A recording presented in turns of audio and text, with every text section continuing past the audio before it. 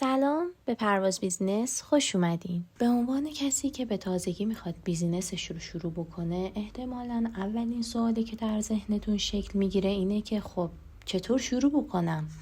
میریم سراغ پارت دوم از چطور شروع بکنم. مرحله اول انتخاب یک ایده برای شروع بیزینستونه. شما احتمالاً اون اوایل که میخواین بیزینستون رو شروع بکنین، ایده های زیادی توی ذهنتون دارین، اما نمیدونین که کدوم رو باید انتخاب بکنین و بیزینستون رو شروع بکنین و ادامه بدین.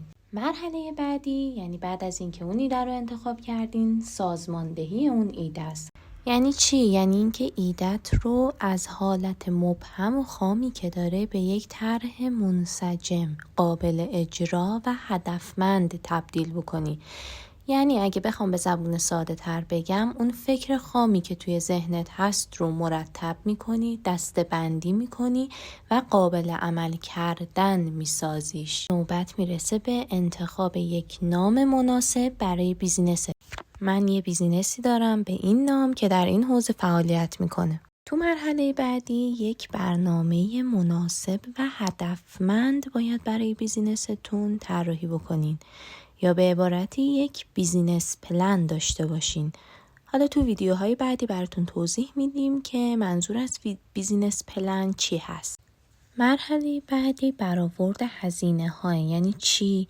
یعنی اینکه حساب بکنی تقریبا چقدر پول لازم داری تا اون کار رو راه بندازی و ادامه بدی. میرسیم به مرحله مهم و تاثیرگذار، تشکیل تیم.